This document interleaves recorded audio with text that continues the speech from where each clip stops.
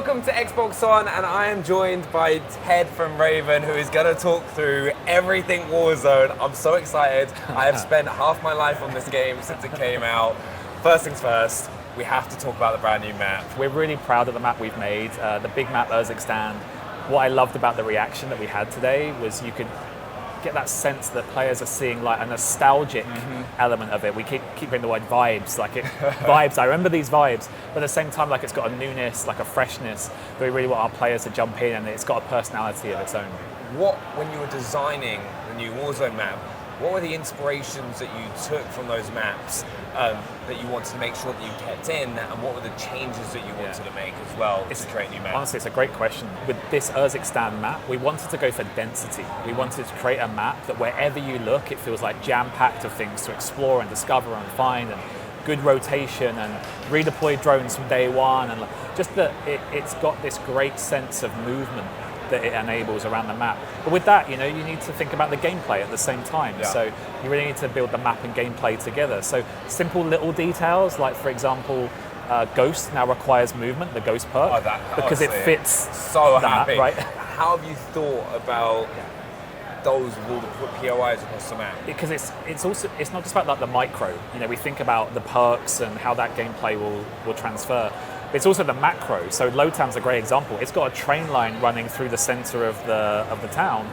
So then we thought, well, what can we do with the train? Because it's been doing laps for like almost 5 years now. Like we've got to do something interesting. Round and round it goes. So simple stuff, but like it means so much to a game like Warzone, where we've made it that the train, you can go forward, you can go backwards, you can slam on the handbrake.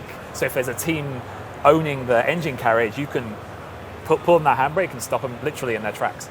I literally cannot wait to fight on the train, because the train has always just felt, it's always been there, and it's like, and occasionally you'll use it for a rotation. Yeah. It now feels like you actually have you could strategically play for the train and then just use it. I know, and that's a great comment about rotation.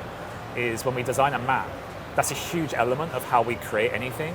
So when we were thinking about the train and the type of movement that creates, it was then, well, how can players get from rooftop to rooftop? So now we've taken effectively the vertical ascenders that have been in Warzone since the first year, and we've now got horizontal versions called Ziplines, where you can jump from zip from roof to roof, because we wanted that like action hero. Well, for some people here, it'll be the action hero fantasy of like pushing another team. From my perspective, it's running away from the other team and like going, nope, I'm out of here. So of course, like all year long, we've been absorbing sentiment, impressions, everything around the current version of Warzone. And we heard loud and clear that players wanted just more freedom. We heard words like fluidity and things like that.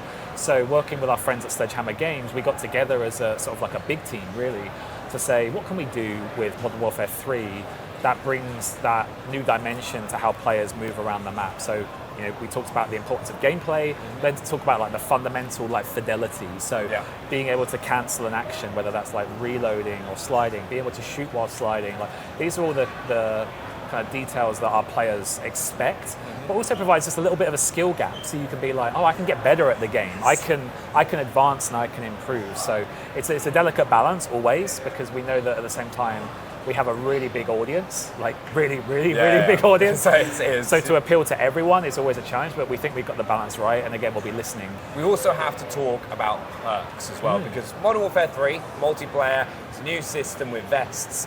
Warzone is kind of going what we were used to in the past. Yes. I think when with the partnership with Sledgehammer, we wanted to make sure that whilst there is a continuity in terms of movement and combat, etc., when it came to things like perks, we wanted to respect the identities of each mode effectively. So with Warzone, we feel like we've got perks into a really good place. If you get downed, you drop them, or if you get eliminated, you drop them. You can find them in the game world. You can put on the vests that give you the perk, etc., etc. So it took us a while to kind of refine that and polish it, and we were like, do we really want to throw that away when we're getting good sentiment from the community? So instead, what we've done is we've brought across like a number of the perks from Modern Warfare 3 that we felt fit Battle Royale, but at the same time, we had an opportunity to reflect like, what could we bring to Warzone that's like a newness? So my personal favorite new perk, aside from Combat Scout, because we'll talk about that in a second, is I really like Shrouded, which is when you get downed. As you get downed, you drop a smoke grenade when we create perks. literally part of the design philosophy is that they should be divisive, because otherwise everyone runs the same perks and it's really boring. So you need to tailor them to different player types, player motivations, so that when players go into a match, there's just a real diversity in the engagement. So combat scouts for me is what I'm trying to tell you. I'm sorry. Another big element of Warzone, the gulag, right? Brand new gulag, right? And also a new way to win. Yes. Tell us about it, please. So 3 lanes that our players have loved, all through Warzone's history. It's kind of set in almost like a missile silo / space rocket bunker. So it's got a really cool aesthetic to it. But at the same time, we felt like there's an opportunity to innovate here. So we took an ascender, and actually the extra win condition when overtime hits is if you could grab onto that ascender and zip up the line, you can shoot going up, but they can also shoot you. So you've got to be careful. Is going to be really interesting for end game of the gulag. And also there's other special events that can happen in the gulag, aren't there? So just speaking very personally, I love our public event system. I think it's one of the most clever additions that we've had since Warzone launched, with fire sale and jailbreak, all these things that just give a little heartbeat in the middle of the match. So when we were thinking about this year of Warzone coming up, we thought about how can we take that love of public events that we all have and bring that into the gulag. Mm-hmm. So now we have a night vision gulag that may or may not, just like the public event system, there's a chance of it happening. We have what we call locked and loaded, where you get a full AR, full SMG, full armor, and that's amazing for regain. Because if you get that and you win, you're going back with the full AR and the full SMG, so you're in a really good position. I have to ask, there's always a buy station economy. Yes. What's that being put, what are the considerations that are being put into that with this version of Warzone, and what can we expect of buying loadouts, buying weapons again, or is there anything else on the buy station that we can find? So when you think about creating a loadout, that's so core to what makes Warzone special and just so unique. So this time around, first of all, before I get to the buy station part, we've added things like there are red dots on the mini-map for unsuppressed weapons, so you're going to want to revisit your loadout and make sure that you've set it up for this new year. But also, while we were thinking about the buy station, we've expanded, so there's a whole new level of things that you can buy. But equally, when you think about that economy and that gameplay loop, we needed more ways to give you effectively revenue to make money. So we've brought back the big game bounty from the 3rd year that this group in particular really loved. The advanced UAV? Get the advanced UAV, yeah. I'm going to get a high kill game. Yes, yeah. One of my favourite things this year has got to be the Champions Quest. Oh, yeah. Right. Can you tell us what to expect with the Champions Quest? Yeah, Champions Quest was a huge innovation from Infinity Ward and Raven.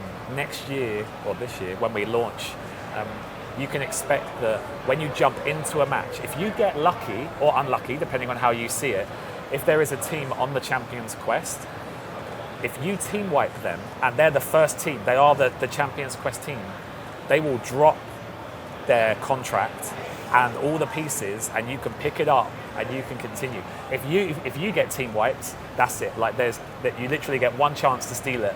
And after that, it's fair. Yeah. So we have a few other things, but that's the... I can't wait to see in the top corner X at the start of the Champions Quest, and we're just all going to be get to the chopper. Let's go. Get to the chopper right now. Yeah, we need to go find them. Yeah. What is your favourite POI on the map? Not the train.